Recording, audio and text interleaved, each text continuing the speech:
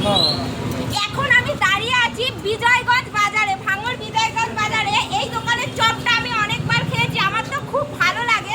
আজকে তোমাদেরকে সেই লোকেশন দেবো। যারা ভাঙড়ের আশেপাশে বিজয়গঞ্জ বাজারে প্রতিনিয়ত আসো তারা অবশ্যই এই দোকানে আসবে। দোকানটার নামটা জানি না। দিদি আপনার এখানে কি কি চপ পাওয়া যায়? চপ, পুরুলি পেঁয়াজি।